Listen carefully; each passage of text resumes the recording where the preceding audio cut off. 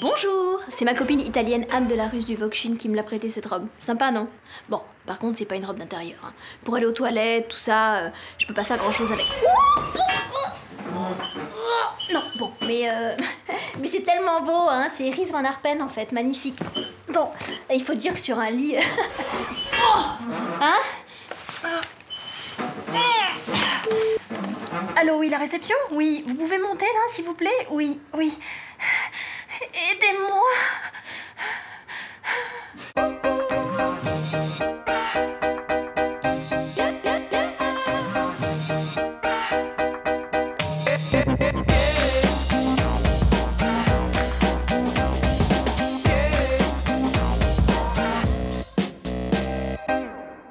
Bonjour à toutes et à tous et bienvenue dans À la vie, à la mode, la seule émission télé qui fait le tri entre les choses qui sont pour la vie et celles qui sont juste à la mode. Parce que oui, dans la vie, il y a les choses qui sont là, qui passent, qui reviennent, mais qu'on oublie. Et puis il y a aussi les choses qui restent, qu'on aime et qu'on garde pour toujours. À la vie, à la mode, vous parle de tout ça sans langue de bois ni peur des représailles. Mais tout de suite, c'est le sommaire dynamique de cette émission d'utilité publique. Au sommaire à la vie à la mode cette semaine, la mode de la rue, la mode de la jungle, la mode de Scandinavie, une blogueuse de Provence. J'arrive d'Aix-en-Provence.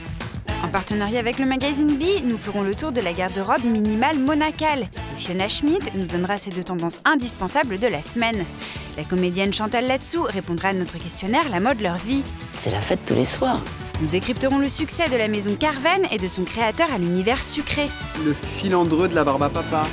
Hugo Lopez nous présentera son objet culte pour la vie et Hermine de Clermont-Tonnerre partagera son avis mode. À la vie à la mode, c'est un service d'utilité publique et privée et c'est parti. Chaque semaine, elle est là, elle lit, elle scrute, elle déniche. C'est notre rédac-chef Raphaël Simon. La chasseuse d'actu mode, la killeuse des blogs et des magazines, la professionnelle des relations presse, prête à tout pour une info, un scoop, une interview. Chaque semaine, elle nous livre son journal de l'actu mode presque en temps réel. Bah oui, on en est encore au fax et à MySpace à la rédac. Tout de suite, c'est donc son JT d'actu mode, regardez. Non, tu vois, le problème avec cette robe, c'est que ça me gratte et que là, je peux pas me gratter par exemple, tu vois. Je suis obligée de faire comme ça. Papa. Ah là, ça y est. Attends. Voilà.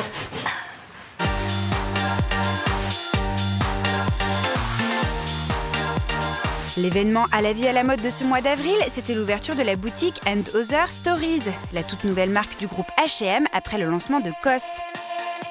Après des mois d'attente et d'excitation savamment entretenus avec des teasers mystérieux et le lancement d'un e-shop mi-mars en rupture de stock en quelques jours, la boutique parisienne a ouvert début avril sur la très huppée rue Saint-Honoré sur plus de 800 mètres carrés.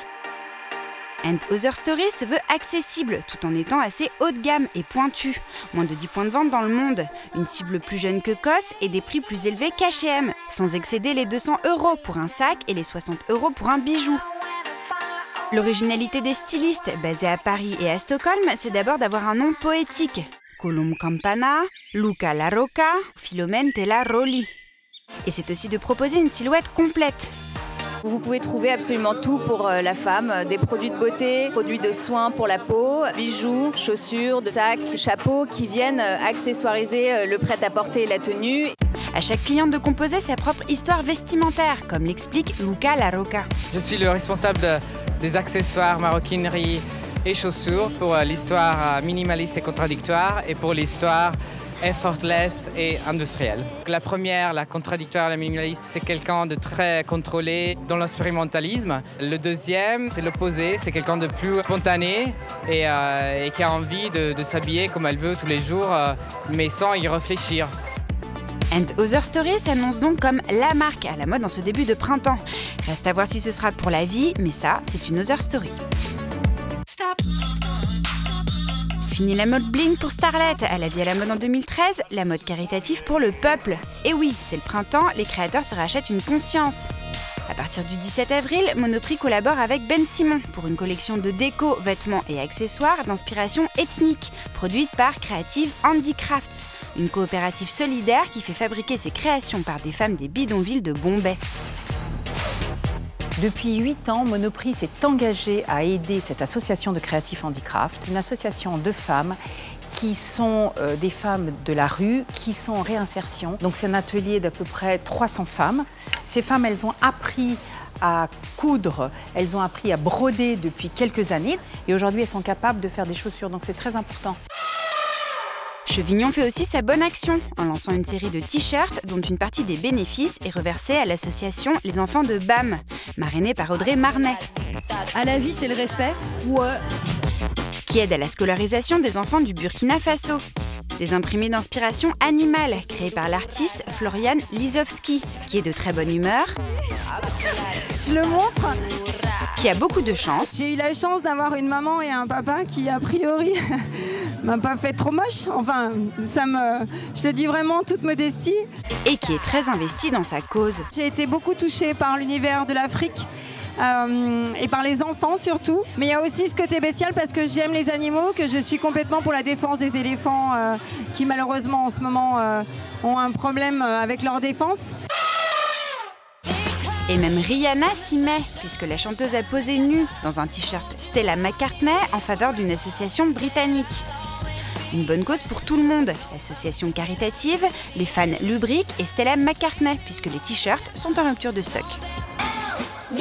Attention, dernier jour de l'expo Kissaring and Fashion chez Colette. En parallèle des expositions au Musée d'Art Moderne et au 104 à Paris, l'artiste Marie-Paul, qui était aussi sa grande amie, on a été au mariage de Madonna ensemble, met les pleins phares sur la relation du maître du street art avec la mode. Qui s'adorait non seulement la mode, mais il aimait qu'il y ait toujours un petit peu, que les gens puissent avoir quelque chose d'accessible par rapport à son art qui montait et que les prix étaient très forts. Toutes les choses qu'on voit, c'est heureux, c'est beau et c'est fun. Bon, c'est l'heure de la blogueuse de la semaine. Elle s'appelle Le Petit Monde de la Mode. Non! Si! De toute façon, je ne le dirai pas. Bref, elle est très connue. Elle donne des conseils art de vivre. Non! Je ne peux pas parler anglais, on va se moquer de moi. Allez! Bon, ok. Cette semaine, la blogueuse de la semaine, c'est Little World of Fashion et elle donne des conseils lifestyle.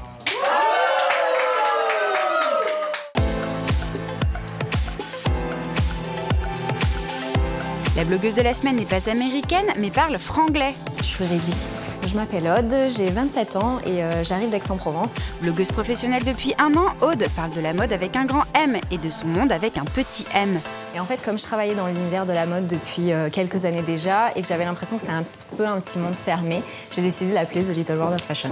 Dans son Little World of Fashion, il y a surtout des vidéos de vacances au soleil, des vidéos de shooting, des vidéos d'un monsieur en collant à paillettes et des vidéos des défilés. Bon ben voilà, Paris c'est fini, la Fashion Week c'est fini. Blogueuse à Aix-en-Provence, ça veut dire blogueuse au soleil, mais ça veut aussi dire blogueuse souvent dans le train. Il peut y avoir 2 journées types entre celles que je vais vivre à Aix-en-Provence et celles que je vais vivre à Paris. En général, quand je suis à Aix, du coup c'est plus posé à la maison, à gérer tout ce qui est mail, réponse aux lecteurs. Et après, je vais m'occuper aussi de faire des shoots en extérieur, voilà, avec mon copain quand il est libre. Et après, quand je suis à Paris, par contre, en général, c'est des journées vraiment timées, si on peut dire ça comme ça. Parce que en général, j'arrive tôt le matin ou je repars tard le soir, donc je cale tous mes rendez-vous. Avec 3000 visites par jour, The Little World of Fashion Made in Aix-en-Provence, ça marche. Au point d'avoir une rubrique pour remercier les fans, le You and Me. You and Me, ah oui. C'est que je me remettais. Ah bon, il y a une rubrique You and Me. Oui, il y a une rubrique You and Me. Je reçois souvent en fait des dessins de lectrices qui ont dessiné les photos de mon blog qu'elles ont bien aimé. J'avais envie qu'elles puissent vraiment interagir et se dire bon bah voilà, j'ai mon dessin qui est sur le blog de The Little World of Fashion. Aude montre, coloré, pétillant. Et des looks en mouvement, au ralenti et sur 360 degrés. The Little World of Fashion, oui, et pour la life aussi. Bon, c'est quoi le prochain plateau, là? Oh, il fait chaud, j'ai soif, moi.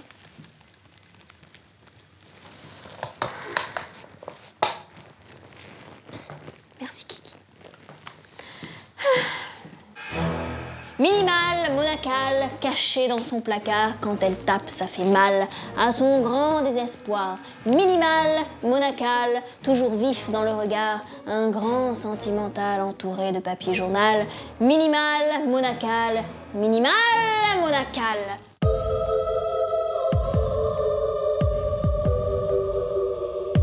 Alléluia, Ave Maria, que votre robe soit sanctifiée. La femme minimale monacale sort de sa retraite cet été pour nous guider, petite dévergondée que nous sommes, vers la voie de la sagesse et de l'élégance. Grande longueur, matière noble, coupes épurées et couleurs immaculées. C'est simple cet été, on trouvera dans les boutiques une mode simple, sobre, minimale. Pour les adeptes des strass et des plumes, sautez la saison et passez votre chemin. Cet été, un air de spiritualité souffle sur les collections et il faudra compter sur des habits de nonnes pour calmer les ardeurs estivales. On peut par exemple s'inspirer de la grâce, de l'humilité et de la simplicité de Givenchy. Blouse unie aux emmanchures amples, en voile de coton ou tailleur à la fluidité irréprochable, c'est simple, on est carrément en voie de béatification. Pour éviter de ressembler à l'ange Gabriel et de s'envoler, on peut alourdir la silhouette avec d'épais bijoux, colliers, bracelets, or ou plomb, selon votre porte-monnaie. Pour son ultime collection chez Balenciaga, Nicolas Ghesquière libère les nonnes du couvent. L'uniforme est passé sous dynamite et la jupe explose en volant, pour laisser apparaître au blasphème jambes et ventre nus. Idem chez Chloé, où la cape de bonne sœur perd également en longueur. Qui mieux que la maison Martin Margiela, héritière incontestée de l'épure, pour donner corps à la femme minimale. Avec ses très longues robes nuages de coton grises ou blanches, elle est quasi en état de lévitation. Elle devient papesse d'une nouvelle ère, en robe de soie nuit, ciel ou mauve, pour nous guider, braganter en l'air vers le nirvana. Attention quand même au côté XXL de ces macro-robes, qui peuvent créer les rondeurs là où il n'y en avait pas. La très bobo bio Stella McCartney s'inspire carrément de Dame Nature cet été. Plissé vert vif ou orange solaire comme des auréoles de lumière sur talons transparents. Minimal certes, mais pédicure irréprochable.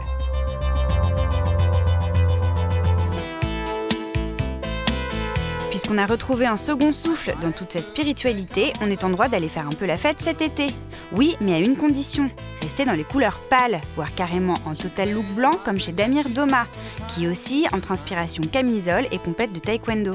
Pour éviter de ressembler à un chevalier Jedi toute de blanc vêtu, on pourra donc, comme chez Céline, agrémenter sa tunique sans manches d'un fin ruban en soie noire, noué sur le buste, sur un pantalon ample, noir ou blanc. À la vie à la mode l'été prochain, en gris, blanc, taupe ou noir, tu t'habilleras et des sandales en transparence, tu chausseras. Et cette sobriété, partout tu trouveras, même dans les enseignes grand public, comme ici chez Topshop. Hourra!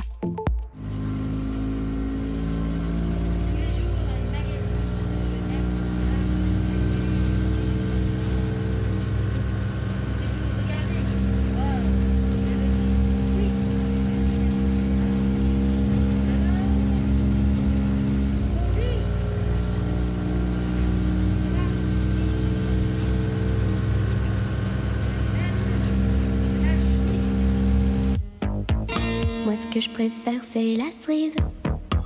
Alors, qu'est-ce que c'est que cette tenue d'adolescente, là? Je suis pas majeure, ok? Ou pas depuis longtemps. 2, Spring Breakers, ok? Ok. Donc, c'est la tendance. Qu'est-ce que c'est que cette tendance? Spring Breakers, vous avez vu? Oui, j'ai vu les filles, là, en maillot de bain avec des piercings dans le nombril. Un truc de jeune, un truc honte. Oh, comme si vous n'aviez pas été jeune, enfin, non, jamais. Eh bien, il va falloir quand même que vous vous mettiez au fluo, hein, Elisabeth, parce que sinon vous allez passer à côté de la tendance. À côté. Et il y a ça? Au chewing-gum? Un côté un peu white trash. Fluo, soutif apparent. Oula. Piercing, bouchon de carafe au nombril. Oh. Jean déchiré et délavé à l'acide. Basket. Fluo, Fiona, défoncé. Non mais Fiona, passé 20 ans, on fait ça quand même. Je sais pas, bon, moi je suis pas concernée. Non, j'ai bien compris, mais par exemple, moi je le suis un petit peu comme ça. Mais bien sûr, on partouche. Partouche, d'accord. Donc ça c'est la première tendance. La deuxième? C'est le fouille à porter.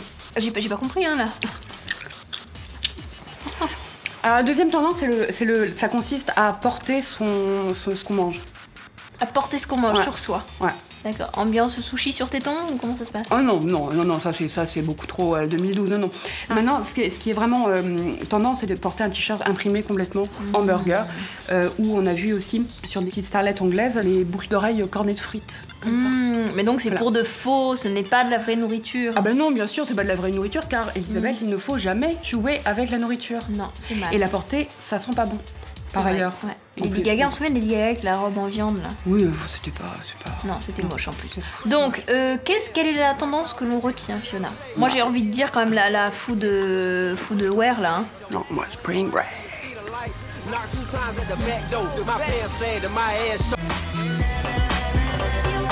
Non mais tu te rends compte, Laurence Cuivret? Oui, c'est moi, la plus grande blogueuse de France. Oui, bon, Fanny Caller, notre journaliste, elle a fait un reportage sur la marque Carven et son créateur Guillaume Henry. Elle m'a même pas dit de venir, alors qu'elle sait très bien que je suis amoureuse de lui. Bah. Non mais franchement, quel coup bas. Hein, je suis sûre qu'elle voulait le garder pour elle, t'es d'accord? Bah quoi? Tu trouves pas ça horrible? Bah non, elle est gentille, Fanny. Oh mais attends, mais je te reconnais. Mais c'est toi, mais t'es Fanny? Non. Mais si! Mais t'es pas Laurence Cuivret, t'es Fanny! Viens là! Ah! Viens là! Maudite!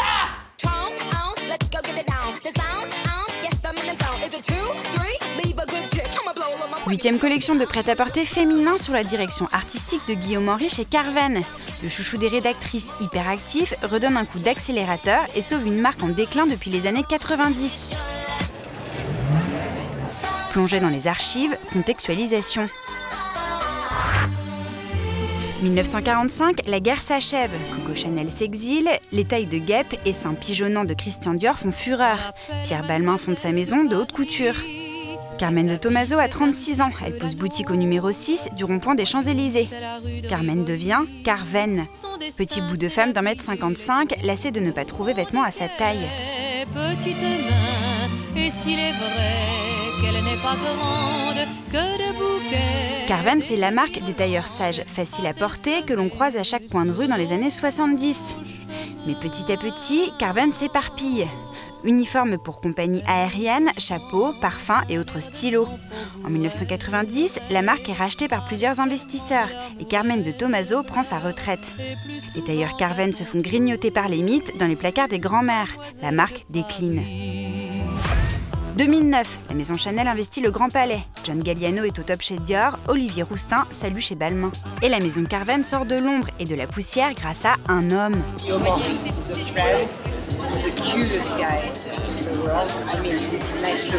Guillaume, qui il est dans la vie plus son travail, font que évidemment j'ai une fidélité maximale. Des collections de prêt-à-porter pour des femmes, filles et des garçons. Des collaborations avec Petit Bateau, La Fuma et Zespa. Et une ligne directive, féminité, accessibilité et fraîcheur. Je m'habille beaucoup en Carven parce que j'adore et que je trouve ça accessible, possible, féminin, intelligent. Carven, c'est vrai que c'est facile. Je trouve ça facile pour une femme.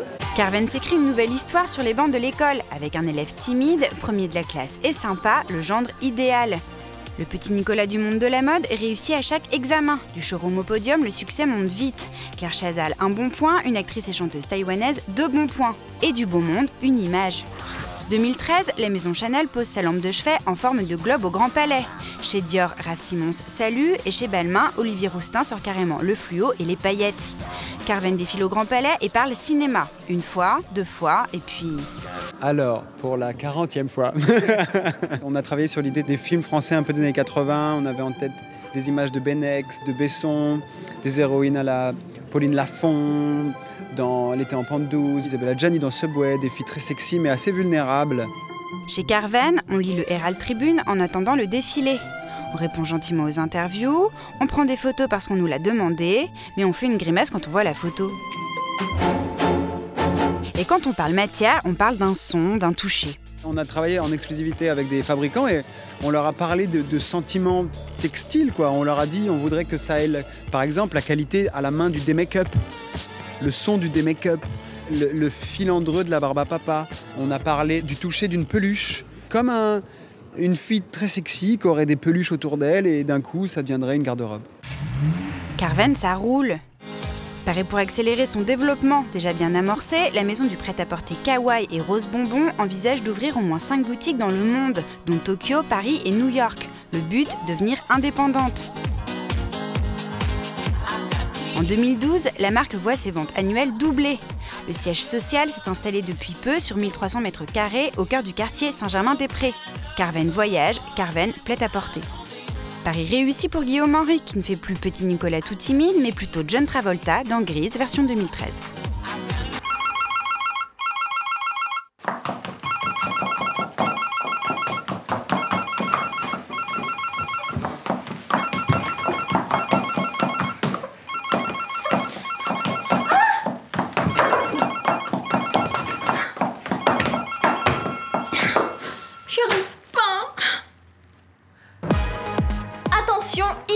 Cette semaine, c'est l'humoriste, comédienne, muse, reine de la robe portefeuille et de l'escarpin Louboutin qui répond à notre questionnaire « La mode, leur vie ». C'est Chantal Latsou en personne qui répond aux questions de notre journaliste Jean Dussartel. Et je peux vous dire que niveau mode, elle est au-dessus de tout le monde, Chantal Latsou. Moi.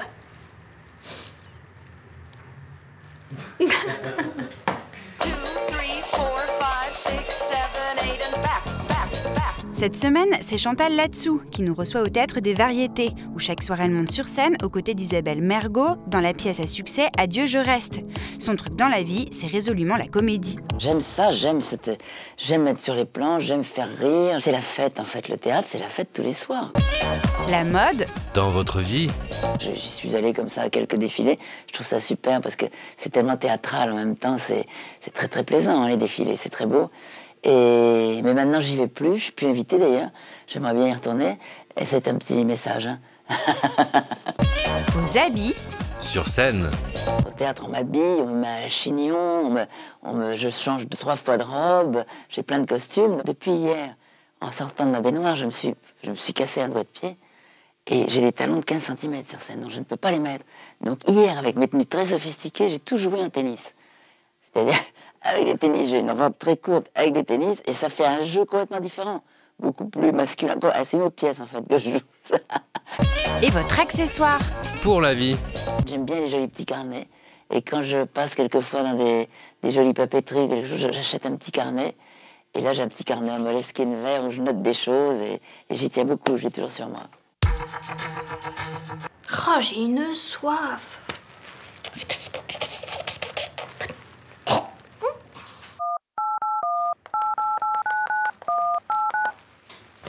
Oui, l'hôpital Sainte-Anne, oui, bonjour. Je suis Elisabeth Bost, la plus belle présentatrice de télé française. Bost, B-O-S-T. Oui. Je vous appelle car je découvre avec horreur sur mon prompteur que cette semaine, l'objet culte d'Hugo Lopez, ce sont... j'ai même du mal à vous le dire, hein, vous voyez, les méduses. Vous voyez? Même Laurence Cuivré, la plus grande blogueuse de France, n'en revient pas. Bref, vous pouvez venir le chercher pour l'interner, hein? Merci.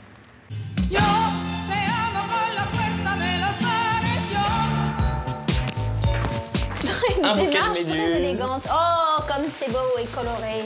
Et oui. Les méduses, donc. Les méduses, objet. Sexy. Oui, mais objet culte. Hein, pas besoin d'être sexy pour être culte. Objet culte. Créé en 1946 par Jean Dauphin, hein, qui est un coutelier qui habite dans un petit hameau qui s'appelle les Sarrais. On a appelé après ces méduses les Sarésiennes, hein, dans les années 60. Donc elles ont été créées la même année que le bikini, par exemple, et qui se portent bien avec les méduses. Oui. Alors à la base, les méduses, elles étaient toutes translucides, hein, comme ça. Ouais. Ça fait que depuis 2003 qu'on en trouve des colorés comme ceci. Comme là. Voilà, comme là. Et alors ce qui est assez drôle, c'est que la méduse, selon les régions de France, elle porte des noms différents. Par exemple. Par exemple, aux Antilles, on appelle ça une mica. Ah oui, comme Mika, le chanteur. Je ne relèverai pas. En Vendée, par exemple, on appelle ça un squelette. C'est pas très gai. Il y a aussi la nouille, hein, ça c'est près d'Aurillac. Non, bon, la nouille près d'Aurillac. La nouille, d'accord. On l'appelle Fifi dans les régions du Nord. Ah bon. Alors, à quoi on reconnaît une vraie méduse? Parce que c'est important, hein, il y a plein de fausses méduses. Elle pique et elle fait mal. Ok. Elle a un bout arrondi, hein. Oui. Et elle a un petit tressé ici, hein, qui est donc hein, là, un petit tressé. D'accord. Et la semelle à picot. Ah oui. Voilà. On peut habiller ses petits-enfants, Oui. à partir du 18 jusqu'au 46. J'ai l'impression d'être au téléachat là. Oui, vraiment. Objet culte. Mais on le met qu'à la plage. Mais pas du tout, on le met avec une paire de chaussettes comme ceci quand on va, par exemple, à une exposition d'art contemporain. On peut les porter en ville, comme on dit chez moi. Mais bien sûr qu'on peut les porter en ville. Regardez, moi je suis venu avec, ça tout s'est bien passé dans la rue. Vous êtes fait lyncher. On m'a pas demandé un kilo de moule pour autant. D'accord. Voilà. Bon, très bien. Les méduses, objet culte. Merci Hugo Merci Lopez. Elisabeth. Bost, merci.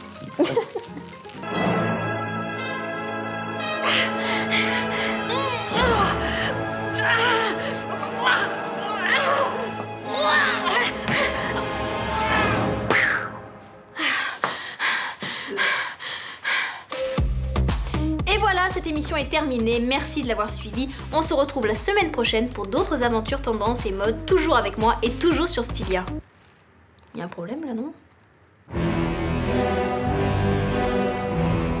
Pour mettre son corps en valeur, il faut évidemment éviter de mettre des choses énormes, larges. Ça dépend, il y en a qui sont les fesses qui sont larges et elles peuvent avoir une petite taille. Alors là, si vous avez une petite taille, profitez-en, montrez-la. Après, si vous avez des très jolis yeux, vous accentuez sur vos yeux. Atténuez au maximum ce qui est important. Ou alors, mettre en valeur quand c'est un joli décolleté. Il ne faut pas avoir honte d'avoir des formes. C'est beau, les formes. Qu'est-ce que Rubens aimait? Les formes. Attendez, là je comprends rien, on a un problème de prompteur là. Je viens de dire au revoir et on a eu l'avis mode juste après, et là je suis encore à l'antenne, il y a un problème. Non mais qui a trafiqué le prompteur? Qui? Non parce que je suis ridicule là, hein, je vais encore faire le zapping moi. Dénoncez-vous, qui?